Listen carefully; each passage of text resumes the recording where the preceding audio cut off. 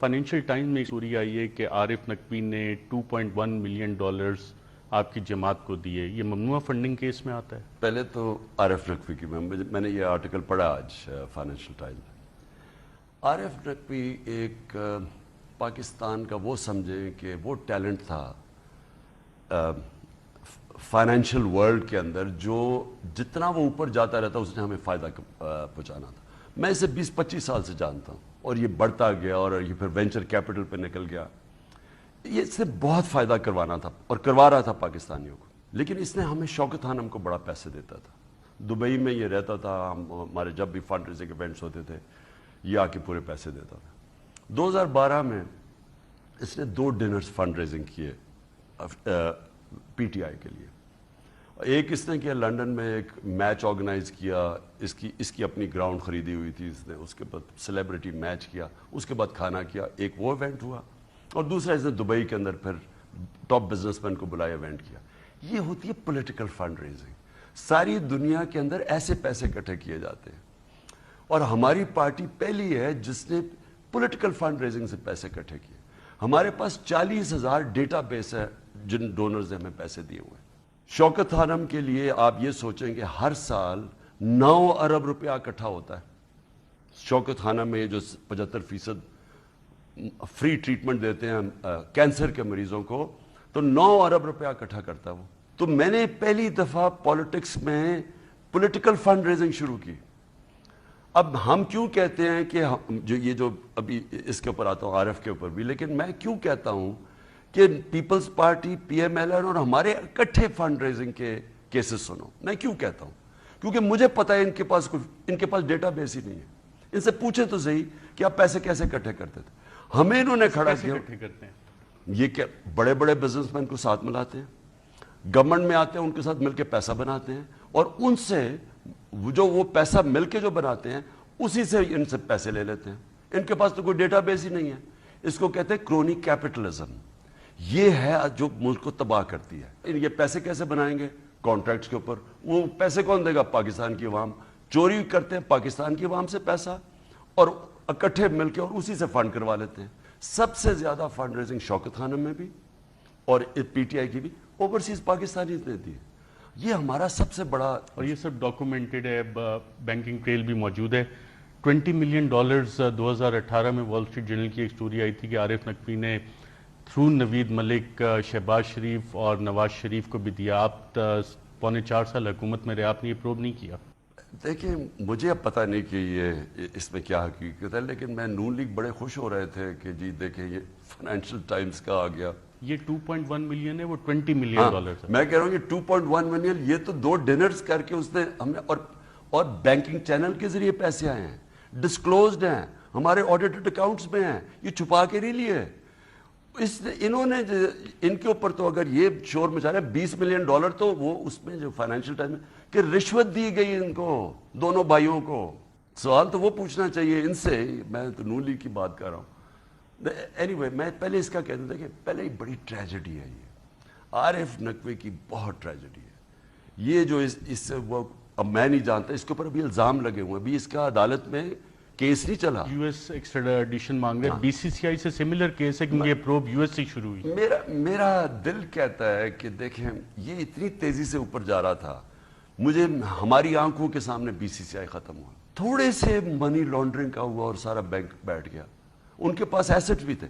اب عارف نقوی کا بھی جہاں تک میں جانتا ہوں کوئی لاس کسی کو نہیں ہوا, پیسے سب کو مل گئے ہیں, لیکن انہوں نے کوئی اس پہ irregularity ہے جو انہوں نے کہا کہ جس کی وجہ سے. بھائی دیکھیں ابھی عدالت میں جانا ہے اس نے, لیکن مجھے ٹریجڈی یہ ہے کہ ایک پاکستانی اوپر جا رہا تھا دنیا میں.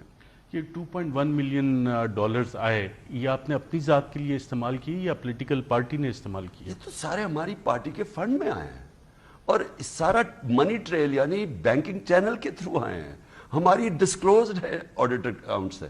اور عارف نقوی کے اوپر یہ 2012 کے ہیں, عارف نقوی کے اوپر کوئی ایسا کیس نہیں تھا. یہ تو عارف بیچارے کے اوپر 2018 میں یہ جو ہوا ہے, یہ جو اس کے اوپر جو بلکہ 2019 میں, تو میں بات کر رہا ہوں 2012 کی.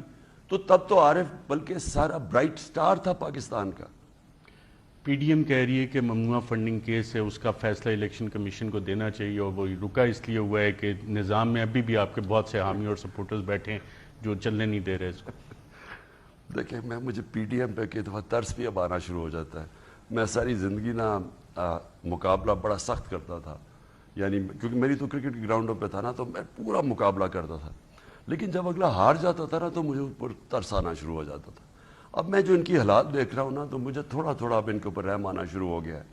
جس طرح کی اب یہ باتیں کر رہے ہیں، کبھی عدالت پہ اٹیک، وہ ان میں سے کوئی کہہ رہا ہے جی ہمیں یہ فوج نے پھنسا دیا ہے، کوئی کہہ رہا ہے کہ فوج نے ہمیں کہا تھا نو کانفیڈنس کرو اور انہوں نے کروا کے اور ہمیں پھنسا دیا، کوئی یہ کہہ رہے ہیں کہ یہ سارا کچھ کیا تھا نو کانفیڈنس عمران خان کو اوپر لے جانے کے لیے۔ سو گھبرائے ہوئے ہیں، سمجھ ان کو آ نہیں رہی چیزیں، وہ کہتے ہیں نا انگریزی میں گراسپنگ ایٹ اسٹراز، چیزیں پکڑ رہے ہیں کہ کہیں جب ڈوب رہا ہوتا ہے نا تو ادھر تن کے۔ میں آج پھر سے ریکویسٹ کرتا ہوں، کیونکہ لیکن کوئی فائدہ نہیں الیکشن کمیشن کا، وہ اتنا جانبدار آدمی ہے، ڈس آنیسٹ آدمی ہے وہ ہم 3 سال سے عدالت نے کہا ہوا ہے کہ تینوں پارٹیز کے اکٹھے کیس سنو، عدالت کا حکم ہے، پی ٹی آئی کا بس آ رہا ہے کیس، فنڈنگ کیس، اب وہ فورن فنڈنگ بھی نہیں ہے، آپ کو پتا ہے انہوں نے اب کیا فورن فنڈنگ ایشو نہیں ہے اس کا، کوئی پروہیبٹیو فنڈنگ آ گئی، لیکن ان دونوں کا تو چیک کرو۔ میں آپ کو قوم کے سامنے کہتا ہوں، یہ مجھے ثابت کر کے بتائیں کہ ان کے پاس پیسہ آیا کہ پی ڈی ایم کہہ رہی ہے اس پہ تو پارٹی ڈسبینڈ ہو جائے گی، عمران خان کو ہم نااہل قرار دلوا لیں گے اس پہ۔ انہوں نے کوئی قانون نیا نکالا ہو تو میں جانتا نہیں، لیکن اگر عمران خان کو وہ سمجھتے نا اس کے اوپر کریں گے تو ان کی پارٹیز کو تو جیلوں میں ڈال دینا چاہیے جو ان کی چیزیں نکلیں گی۔ مجھے دکھایا ہے کہ ایک جگہ پارٹی کو نواز شریف نے منی لانڈرنگ کے لیے استعمال کیا، باہر سے پیسہ بھجوایا اور پھر اپنی جیب میں ڈالی، یعنی ان کی جو چیزیں نکلیں گی نا، ابھی پیپلز پارٹی کی آپ کو پتا چلے گا کہ انہوں نے امریکہ میں جو انہوں نے ارریگولیٹرز کیے، میرے خیال میں کوئی گال بریتھ یا کوئی پارٹی فنڈ سے، ایمبسی کے فنڈ سے پیسے، یہ ساری چیزیں سامنے آنی چاہیے، پتہ تو چلے کہ کون سی پارٹی اس ملک کے اندر پراپر پولیٹیکل فنڈ ریزنگ کرتی ہے۔ مجھے یاد ہے کہ انہوں نے نواز شریف نے ایل ڈی اے کے کوئی اربوں روپے کے پلاٹس اس نے لوگوں کو دے دیے تھے، لاہور ہائی کورٹ نے ان کی وہ پلاٹس کے اوپر اس نے کال کر دیا، کیس سننا شروع کر دیا، انہوں نے باقی ججز کو پلاٹ رشوت دے کے وہ کیس ختم کروایا۔ صرف ہمارا مسئلہ تھا یہ کموڈٹی پرائسز جو اوپر گئے ہوئے ہیں، اور اس کا بھی ہم نے بندوبست کیا ہوا تھا، لیکن اب مجھے یہ بتائیں کہ وہاں سے ملک نیچے آیا ہے، کیا پتہ نہیں تھا کہ ان لوگوں کا پاس ریکارڈ کیا ہے، کہ انہوں نے پہلے چوری کے علاوہ انہوں نے ملک کی کس 99 پہ جب نواز شریف گیا تب بینکرپٹ ملک، 2018 میں گیا تو پاکستان کی تاریخ کا سب سے بڑا کرنٹ اکاؤنٹ ڈیفیسٹ، سب سے بڑا خسارہ چھوڑ کے گئے، جو ہمیں 1 سال لگا مشکل حالات میں۔ تو میں ہمیشہ اپنے آپ سے پوچھتا ہوں کہ کیا میں ہی صرف ٹھیکہ لے ہوئے کرپٹ لوگوں کے خلاف، کیا یہ ہمارے ملک کی اور لوگوں کی اداروں کی ذمہ داری نہیں کہ وہ لوگ جن کی ساری تاریخ سامنے ہے ان کی چوری کی، ان کو کیسے ہم نے ملک کے اوپر مسلط ہونے دیا؟ یہ جنہوں نے بھی کیا، سب کی ذمہ داری ہے یہ، جو آج ہم نیچے جا رہے ہیں، جو 250 روپے کا اب ڈالر پہنچ گیا ہے، کوئی تو ذمہ دار ہے نا اس کا۔ جنرل مشرف نے NRO-1 دیا، وہ کون ہے جس نے ان کو NRO-2 دیا؟ دیکھیں جب یہ آئے تھے تو NRO ہی لینے آئے تھے۔ اب میرے سے مجھے یہ دیکھیں نا ارشد، جب پہلی دن انہوں نے مجھے تقریر نہیں کرنے دی، جب میں پرائم منسٹر بنا، کیوں نہیں کرنے دی؟